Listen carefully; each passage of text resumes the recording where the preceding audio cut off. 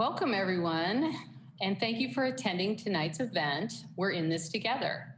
I'm Juliana Lukasic, Central City Concern's Senior Director of Public Affairs, and I'll be your MC for the night, and I'm really excited for the lineup of speakers. I will be monitoring the chat window all evening, so please let me know if you have any comments about any of the topics we're covering tonight. Although we're not taking questions live, we do have folks monitoring so that we can answer questions in the chat or follow up with you later. As you know, Central City Concerns is a nonprofit and we need your support. So the Donate Now button will be on screen for our entire event. As we wait for a few more of you to join, let's get started with a fun video we recently produced that reminds you about the importance of wearing a mask, physical distancing, and hand washing as we enter the winter season. Steve, please play the safety stance video.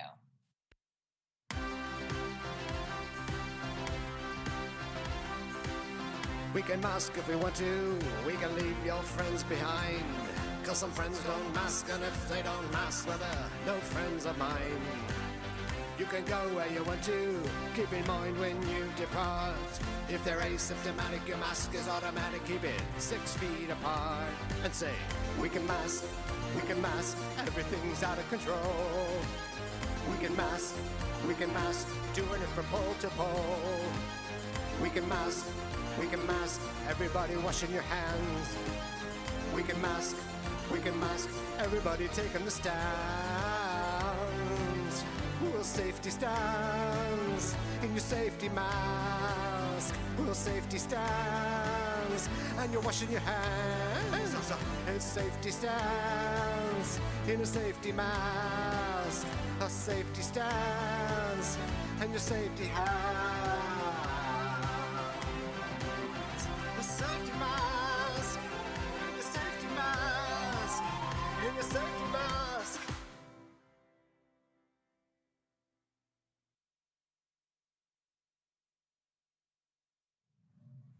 That was a ton of fun to make. So many of our staff joined in as well. Did any of you recognize our CEO, Rachel? Fun fact, she loves to dance. Well, it looks like we're all set to get started. So without any more yakking from me, until later, of course, I am honored to introduce you to Rachel Solotaroff, President and CEO for Central City Concern. Thanks so much, Juliana. And thank all of you for being here tonight. So let's go back in time a few years. It was the night of April 27th, 1924, and the Russian chess grandmaster, Alexander Alekhine, sat in a chair at the front of a large hotel room in New York City. And from that chair, he played chess. He played chess against not 1, not 10, not 20, but against 26 of the best chess players around, simultaneously. And while each challenger could see his or her chessboard, Alexander could only see what was in his mind, a constellation of 26 boards, 823 individual pieces, and 1,664 individual squares. Alexander had no notes, nothing to aid him in playing these 26 games simultaneously. He was effectively blindfolded. And this went on. This went on for more than 12 hours with a short break for dinner. And at the long nights and early morning's end, Alekhine had won. He'd won 16 games, he'd lost 5, and he'd played to a draw in 5 more. So what's the point here? Is this another amazing genius story, a freak of tactical logic and spatial memory that just leaves us in awe, and then we go on back to our ordinary lives? I don't think so. What we're really talking about here is years of deliberate and focused practice. It started when Alexander learned the game of chess at age 7, and then he started entering tournaments at age 10. Then when he was bored in algebra class, he would just ponder these chess positions on a scrap of paper. And eventually he found he could study the positions just as well without his diagrams. And with practice, he could hold the entire chessboard in his memory and just move pieces around in his mind, trying various lines of play. Then these skills were further refined during the First World War. As an injured prisoner, Alexander would lie chained to his hospital bed and play chess against lesser players, so he would wear a blindfold to try to even the field. And even after the war, he continued to play blindfold chess as a way to earn money and gradually increased his number of opponents until his remarkable feat in 1924. And by the way, he was pretty good at playing chess with his eyes open as well, winning multiple world chess championships over the course of several decades. So as I read this story, detailed in the book Peak by Anders Ericsson, I thought about the challenges of today. I thought that perhaps the solutions to today's challenges are actually within our grasp. Perhaps remarkable feats, such as playing 26 games of blindfolded chess at once, or definitively ending homelessness, are not acts of freakish luck or brilliance. Perhaps instead, they are the result of years of focused, deliberate practice, grounded in the fundamentals, with the people on the field pushing their edge with confidence and courage, especially in the most difficult of times. Now, fast forward to 2 years ago, right about this time of year, and we held our Compassion and Action Luncheon downtown at the Hilton Hotel. For me, it was after my first full year as CEO, and I really wanted to paint a vision for the audience, a bold vision, one that could describe with precision and passion and science the path to ending homelessness in Portland. So we discussed the structural drivers of homelessness, such as the absence of affordable housing, the absence of meaningful wage jobs, systemic racism, interaction with the criminal justice system as well. And there are also the drivers of homelessness that are grounded in an individual's experience, such as a substance use disorder, serious mental illness, or traumatic brain injury.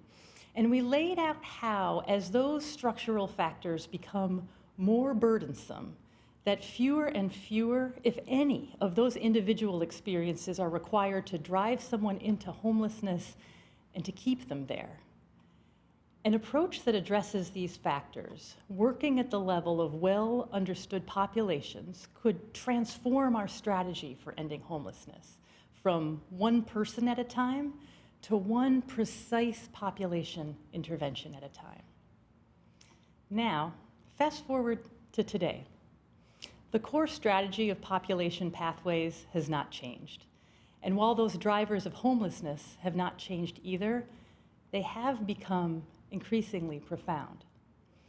We are in the midst of a once-in-a-century pandemic, one that is affecting and killing Black, Indigenous, and people of color at a vastly higher rate than white people.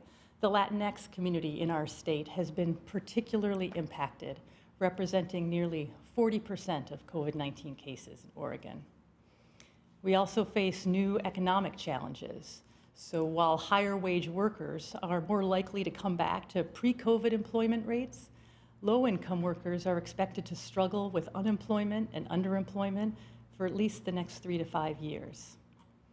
Homelessness. While homelessness in Multnomah County has remained relatively stable for the last 2 years, we have one of the highest rates of unsheltered homelessness in the nation, with nearly 50% of people who experience houselessness sleeping outside. Additionally, people of color continue to be overrepresented in homelessness, and this has actually gotten worse in the last 2 years.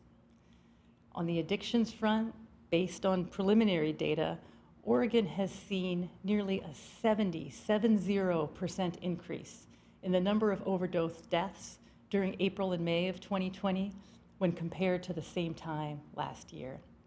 And right now, Oregon adults have among the highest prevalence of mental illness and yet the lowest access to care of any state in the nation. So it can feel overwhelming. It can feel like we are losing ground on a number of fronts as both these local and national pressures bear down upon us. And we often feel compelled to explore innovative, out-of-the-box ideas to help address homelessness in our community. But in the past year, we at CCC have actually been focusing on the opposite. For now, we have set aside the big picture, futuristic, more out-of-the-box solutions, and instead we are focusing on the fundamentals, making sure we have the building blocks in place so that we can continue to care for our community and to care for ourselves while stress test after stress test is applied to our staff and our systems and to the people that we serve. Focus on the fundamentals, practice them, make sure they are solid, and then we advance the transformational edge. As my basketball coach in high school used to say to me, look, if you are boxing out, you are doing more than 80% of the people out there. Now, notably, he may have said this because I seem to offer little to the team other than reliably boxing out, but the point remains. Focus on the fundamentals. And please don't take my words to be ones of complacency. They are actually exactly the opposite. As we strive to make these foundational pieces, each excellent in their own right, we are pushed to our learning edge. We are learning to tread that slightly uncomfortable, but ultimately exhilarating space where we are outside of our comfort zone, but not too far outside. Excellence is not a state of being. It is a state of becoming. As the rapper Drake puts it, it is to be WOE, W-O-E, working on excellence. So what are examples of this at CCC? Where are we working on excellence as we focus on the fundamentals? Well, here's just a few examples for you. First, you'll notice we're not at the Hilton today. We are connected virtually. COVID has called all of us to attend to the fundamentals of solid public health and infection prevention. We've been trained how to properly wash our hands, how to don and doff PPE, even do our laundry with Pine Sol, though I did drop that one after just a couple of weeks. So whether it's physically distant group visits or widely spaced beds or just knowing to stay home when you're sick, the fundamentals have been our cornerstone of excellence for the past 8 months. Looking back over the past 40 years, we have provided high-quality counseling and peer support for substance use disorders and combined it with supportive recovery housing and supportive employment, a combined approach that has helped thousands of people to finally end their homelessness. About 8 or 9 years ago, we added to this model evidence-based practice for treating opioid use disorder with medications, such as buprenorphine. And 4 years ago, we added to the model treatment for hepatitis C. People who thought their days were numbered because of these potentially fatal illnesses now find a whole future opening up to them. For chronically homeless individuals, often with co-occurring substance use and mental health disorders, teams like the Community Engagement Program and LEAD, the Law Enforcement Assisted Diversion Program, provide engagement, counseling, case management, and access to low-barrier supportive housing. To pursue an individual's well-being and quality of life, regardless of their desire to cease drug use, that is the essence of harm reduction, and it works to end homelessness as well. For families, the journey may start with a pregnant or parenting mother at the Letty Owings Center, receiving residential treatment for both substance use and mental health. And the family may then graduate to transitional housing at Laura's Place and then move from there to family housing at Sunrise Place or Town Center Courtyards, where they continue to receive family mentorship, peer support, and wellness services. Excellence at CCC also comes in the form of integrated, human-centered, culturally specific programs. It comes in the form of providing foundational training to all leaders in the organization, giving them the tools and experience to become confident, courageous leaders. These are some of my favorite examples, and I could go on, but my colleague Freda will tell you a little bit more about them later this evening. In sum, all of these are examples of just good, solid practice in an ongoing state of improvement, wrapped together and around different groups of people with different needs and perspectives. And with focus and deliberate practice, they will only get better. I am beyond honored tonight to share the studio with two colleagues of mine whom I regularly look to when I want to see what excellence looks like. Dr. Andy Mendenhall, our Chief Medical Officer at Central City Concern, is a well-known family physician and addiction medicine specialist. And in recent months, he has dusted off his background in molecular biology, spending countless hours wading through basic science and clinical guidelines and public health recommendations to lead our highly complex organization through this pandemic. Whether it's attending to an ill patient in clinic or drafting our guidelines for PPE, testing, or contact tracing, or talking staff and clients through a COVID exposure, Andy couples the fundamentals of science and human connection with a deep commitment to making CCC as cutting edge as possible in the quest to keep our staff, our clients, and our community safe.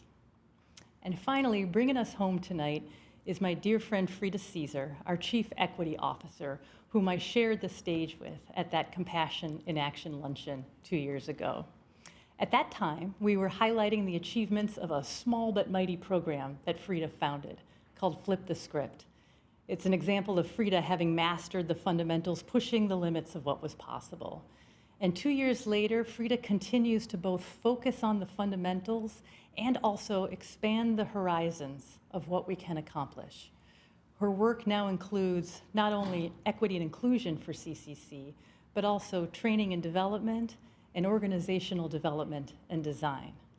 Tonight, she will share with us her work in guiding the organization in the foundations of equity and helping us to find that just right, uncomfortable learning edge. Thank you for your time this evening. Oh, thank you, Rachel. That was a really wonderful talk. We have some really great people watching tonight. Julie Shepard from our board of directors, who donated over $8,000 last year, is here. We have Commissioner Sharon Myron from Multnomah County. Hello, Sharon. And hello to Ralph. We're gonna see Ralph in our video coming up later.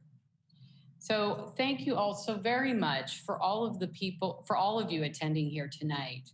And I really, really appreciate your guys' willingness to come and be a part of our event. And now I would like to introduce our next speaker, CCC's Medical Director, Andy Mendenhall. Juliana, thank you so much for your introduction, and Rachel, thank you for your kind words. The opportunity to speak today and for the opportunity to serve CCC in my role. Before I begin, I want to acknowledge that we have an incident management team managing a COVID-19 outbreak at Hooper Detox Center. As we know, COVID is in our community and CCC is prepared. We are working continuously with Multnomah County and the Oregon Health Authority in our response. The team has done a remarkable job to care for our clients and our staff impacted by this outbreak, and we're preparing right now to reopen Hooper. We have received universally positive feedback regarding our preparation and response, and are ready for this next phase of the COVID pandemic. Now let's get back to our evening's talk. Rachel, to your earlier point, my molecular biology skills are woefully dated, learned at a time when the field was in its infancy, and most of us fought contamination with radioactive isotopes as an occupational hazard. That said, I'm so grateful to serve with a team of brilliant, remarkable clinicians and operations leaders. Our collective efforts as a team are a remarkable embodiment for the theme for today. We're in this together. One thing about a crisis like this pandemic is that it forces us to focus on the fundamentals and the essentials. We have to ask both, what do we truly need, and also, what's our capacity to deliver? Our teams have certainly tested their capacity in our pandemic response, and they have truly done amazing things while simultaneously paring down to the basics, the absolutes, the key requirements for safely navigating through these difficult times. Today, I want to highlight that there are two fundamental emotions resonating within the hearts of everyone at CCC. Those emotions are love and empathy. Our agency has mastery of those fundamentals. They are our core, our true north. So as I talk about two topics today, the people we serve and the heroes who serve them, please know that it all starts here with love and empathy. Anything that comes from this foundation, any skill practiced or act completed, is itself a manifestation, the embodiment of CCC's mission. The people we serve are why we're here. We show up for them. Every member of CCC is committed to turning and facing the suffering of others and to reaching out to lend a hand. I want us to remember that the folks that we serve experience racism, hate crimes, violence, theft, hunger, gender bias, loneliness, isolation, and in this season, cold and rain, often on a daily basis. For the folks we serve, CCC is here with a greeting and a warm heart. For so many of our clients, the shame and stigma of severe substance use disorders or severe mental illness is an unseen burden of self-judgment. These conditions create a fundamental lack of agency that is unrecognized, ignored, or judged by the everyday passerby who only has the capacity to look the other way. I want to ask us now to feel that pain for just a moment. The pain of rejection, the reinforcement of stigma based on living outside or using drugs, the rejection because of the shape of a body, a gender preference, or the color of one's skin.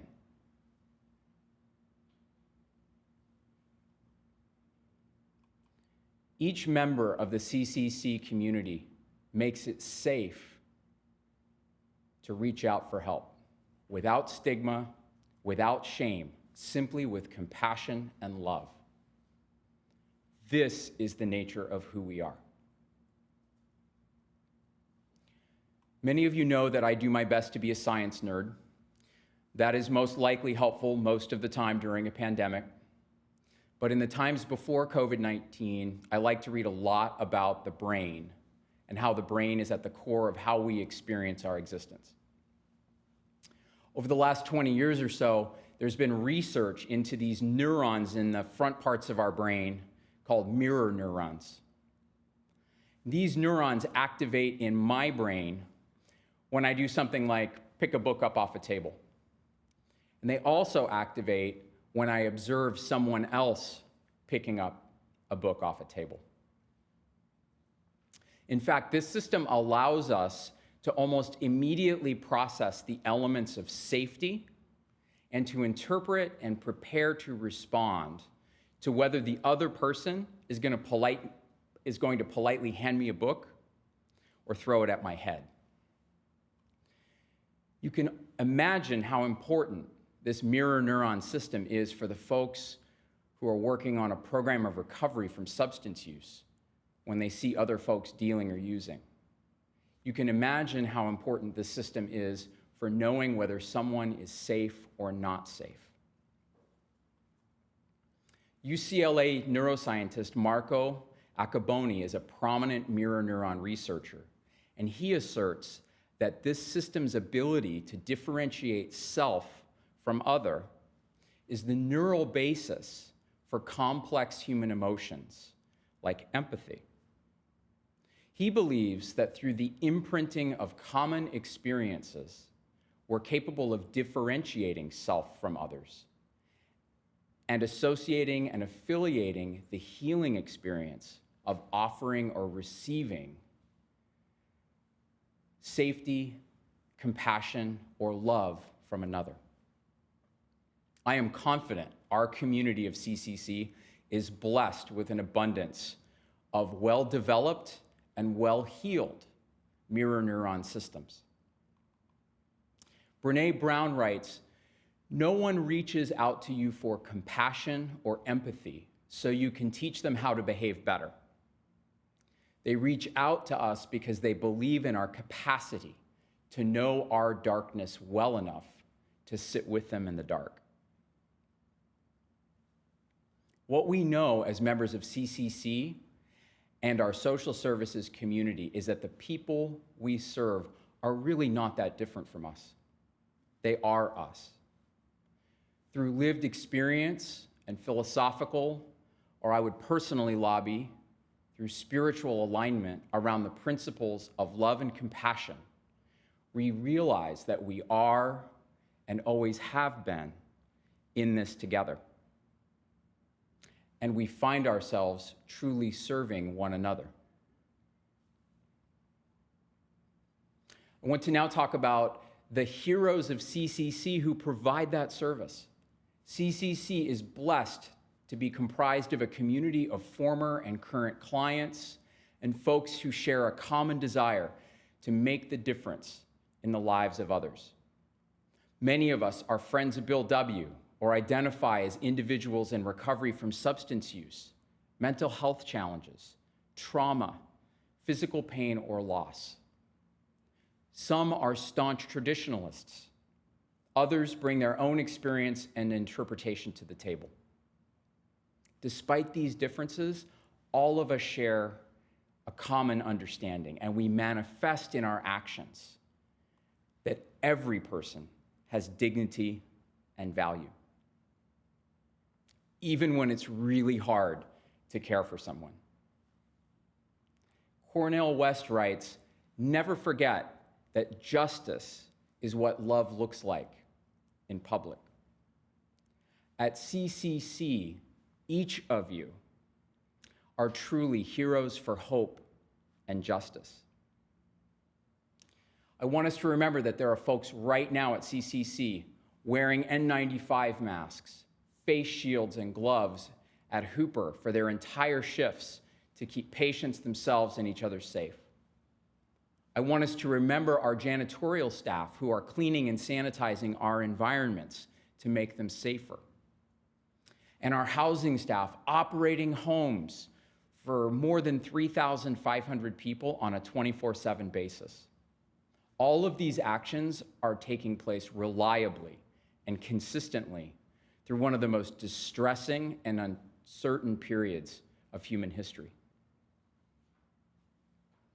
I want to offer 5 reflections on who we are as heroes of CCC. First, we consciously choose to face the deepest suffering and manifestations of the dis-ease of the human experience here in modern society. We inherently believe in dignity and the value of every person we serve, even when it's difficult to be of service or when we don't have options or resources to offer. We value and respect and lift each other up, both the members of our teams and also the CCC community, because we can't do this alone. We rely upon each other. We are interdependent.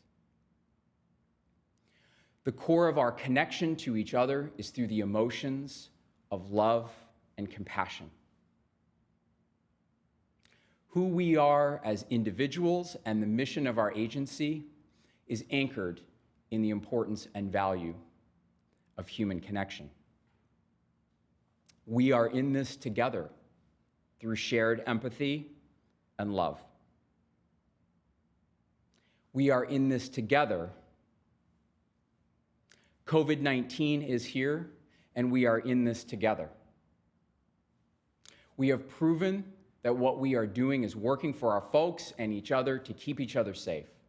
we are keeping each other safe, and doing our best to keep this virus as contained as much as possible. We are in this together, and we will continue to adapt and respond together. And we are prepared for the entire book of COVID-19 being thrown at us right now. We currently provide housing to nearly 3,500 plus people, and since the start of the pandemic, we have served more than 1,500 people at Hooper through admission and 400 plus people as outpatients. We have folks working at CCC across the city, keeping our spaces sanitary and safe. We have folks in the field providing essential services every day, meeting our clients where they're at, which is where they need us the most. Empathy, compassion, and love. We have those fundamentals mastered down to the core together, and we always have. Every team in our agency has been focusing on key fundamentals in order to ensure continued access for our clients and patients and residents, and to ensure the sustainability of our organization. And we are going to keep learning and growing and responding together. Thanks and gratitude to each of you. You each have a role in support of our mission. Each of you supports our most vulnerable community members. All of us know that every person who suffers is deserving of empathy, compassion, and the love of others. It has been my honor to offer a reflection back to each of you this evening of who you are as a hero of Central City Concern. Because in the end, we are blessed to know that we are really just serving each other. Thank you. Wow, thank you, Andy. That was really powerful. I just saw that Walsh Construction is here. They've built several projects for us, including the Blackburn Center. Thank you so much for attending.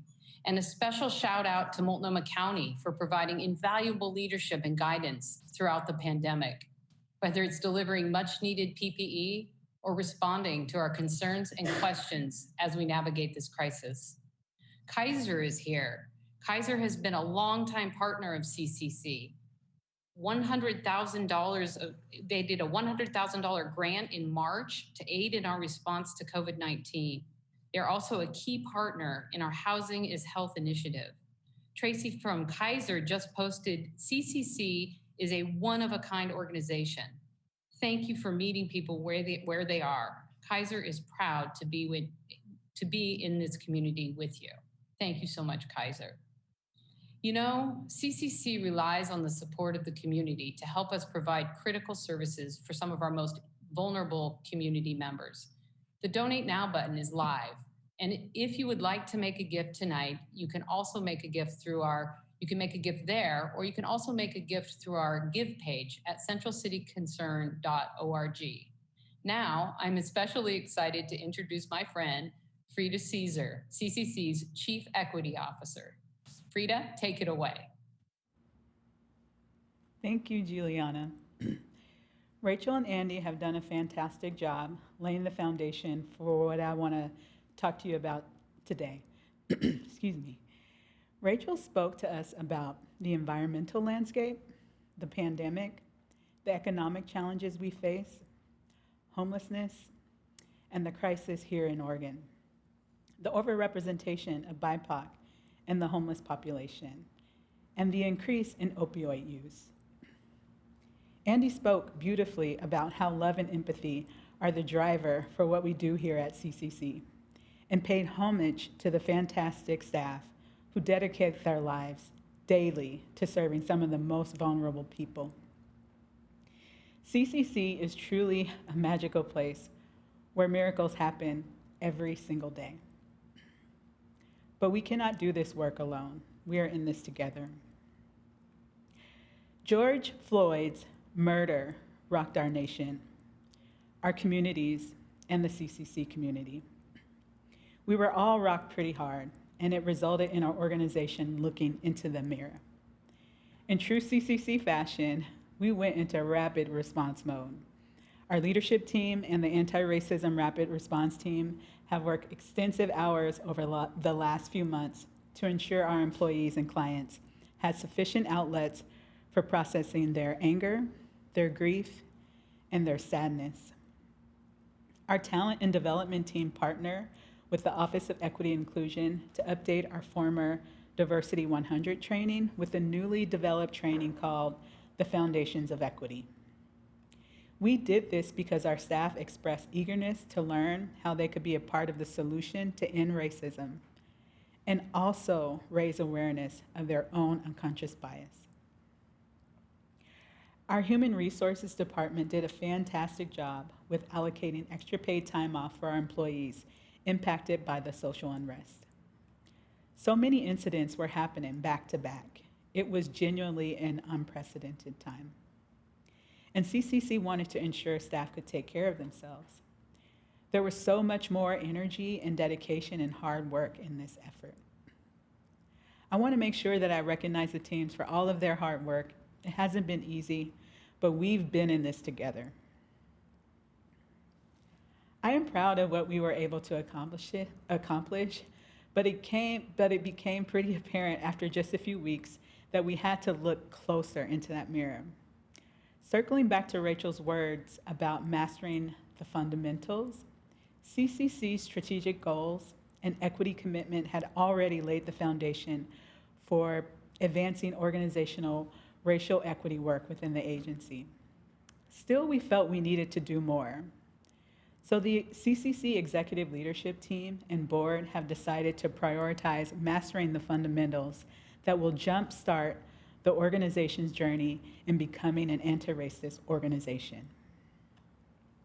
One of the first steps we'll be taking over the next year is implementing CCC's equity and inclusion framework. I'll share a big picture view with you and explain how it will support CCC's strategic goals, equity commitment, and future anti-racism commitments. This new framework is made up of 3 pillars. Fittingly, we have dubbed these our 3 C's: community, clients, and culture. The first C is for community. CCC will increase BIPOC access to our programs and strengthen our racial justice policy and advocacy agenda. The second C represents our clients. The Office of Equity and Inclusion is working closely with our quality department on a data-based approach for identifying and eliminating program disparities. Along with that, CCC will support and enhance culturally specific programming with greater clarity and focus. The last pillar is culture. Shifting our agency culture is a big piece of the work. Through organizational design, we will create opportunities to engage our employees in new ways. CCC is establishing new capabilities in organizational development, grounded in our focus on racial equity, weaving the red thread of equity through CCC's values, culture, communication, and training and development. Building up on this, in the coming months, CCC will launch its first Leadership Academy. The Academy will provide foundational training for CCC leaders. The Leadership Academy is an excellent example of how training, organizational design, and equity and inclusion all complement one another and are essential to building the culture we want to see. We will teach our leaders to lead with their most authentic selves, to challenge themselves and others, and to deepen their understanding of their own identities and how they influence decision-making and unconscious bias. We will develop the fundamentals required to ensure that equity is literally woven into everything we do. In addition to the Leadership Academy and the new Foundation of Equity training for all current and new employees, another one of the levers we will pull is ensuring CCC staff represents the clients, patients, and residents we serve. Last but certainly not least, we are engaging our board in this work. We've begun by sharing the equity and inclusion framework with the board, and we'll conduct a reflection circle with them in the coming months. I'm so excited about CCC's future in the equity, inclusion, and anti-racism space. We will be the change we want to see. Before I go, I want to take some time to highlight 3 culturally specific programs at CCC: Amani, Puentes, and Flip the Script. When I think about mastering the fundamentals and working on excellence, as Rachel mentioned, by the way, my CEO quoted Drake, and that makes me happy on so many levels. But when I think about excellence, these 3 programs, amongst other CCC programs, come to mind. Puentes, Amani, and Flip the Script have proven that culturally specific approaches work. There is significant value in providing services that genuinely embrace the individual, and significant evidence that one-size-fits-all treatment approaches do not work.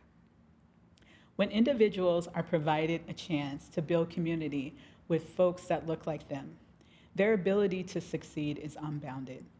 Nothing for us without us is a slogan used to articulate that designing a population solution should include the population at the point of creation. We have done this with all of our programs, all of our culturally specific programs, and I honestly believe this is why they have been so successful. I want to end my time with you by circling back to what my friend Andy spoke about: love and empathy. I genuinely believe we have to keep love and empathy at the forefront of our minds as we navigate how social unrest impacts us individually in our community.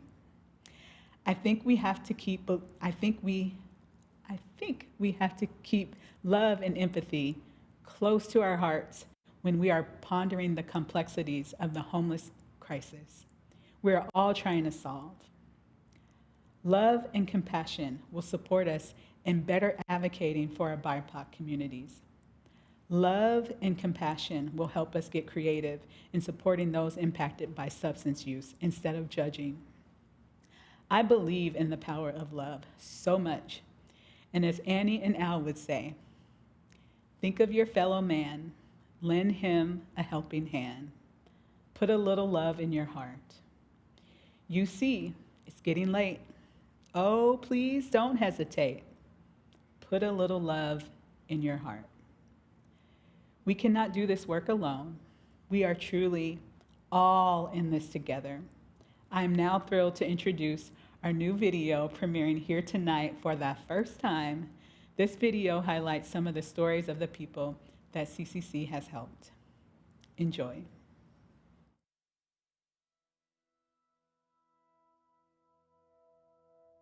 For over 40 years, Central City Concern has helped thousands of people to find homes, to regain health and recovery, and to build economic stability and resilience.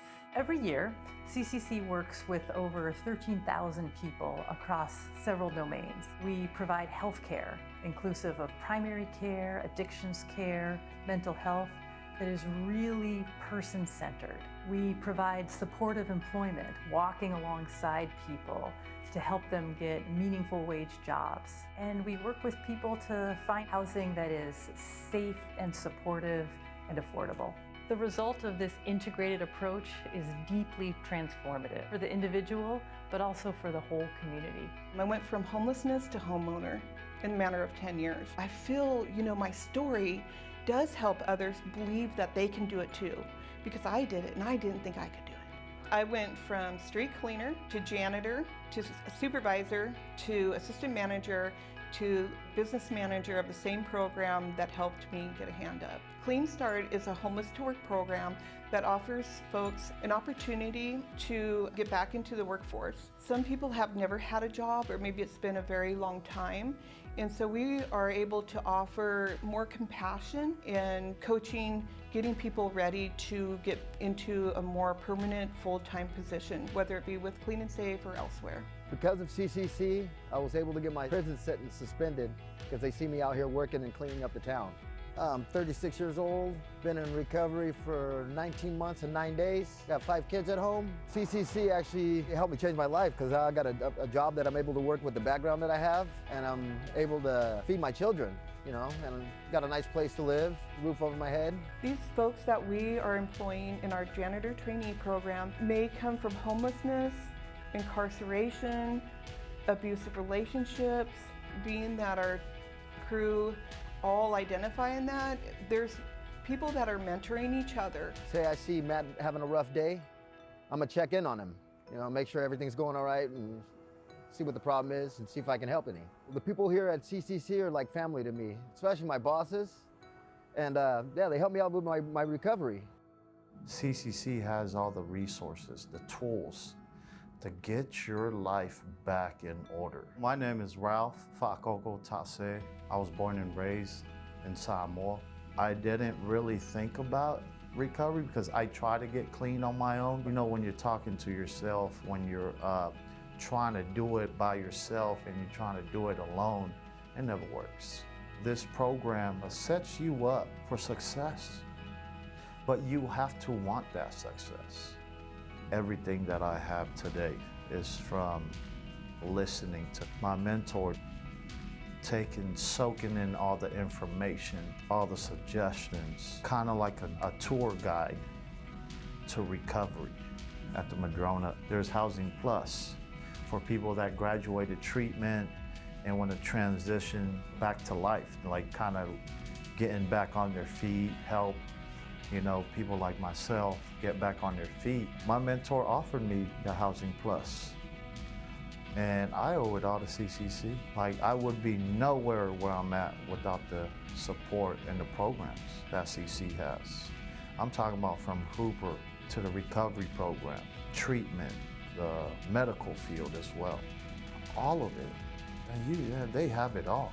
I FaceTime my son every Saturday now. For a very long time, you know, that wasn't an option. I value things today. There's so much value in my life. You know, if I can do this, anybody can. The impact CCC has is outstanding. The patients and the clients we can reach to, the things we can help provide to them, I think they come in not knowing what we can really do for them, and then when we're able to show them that, I think they're just beyond grateful. Our care teams provide a lot. A patient can come in and just as simple as just have a checkup, but if a patient comes in that's homeless, they need more medications because theirs got stolen or their IDs have been stolen. We definitely go above and beyond and go out of our way to try to find them the resources that they need. Just seeing the patients leave feeling less overwhelmed, less defeated, feeling like they have what they need to progress or move forward or get what they need. It's all around a great feeling. We're each a piece of this puzzle. We're all equal and we all have a place. When we're all in this together, we create one beautiful CCC picture. Thank you, CCC, for all the advantages that you guys gave me and helped me out. I got integrity in my work just because of that. You know, I don't always have a boss on my shoulder, but I'm gonna do what I'm supposed to because they gave me this chance. Thank you, Central City Concern, and all the mentors that helped me along my way to become a better person. And thank you to Central City Concern. Faftai Lava CCC.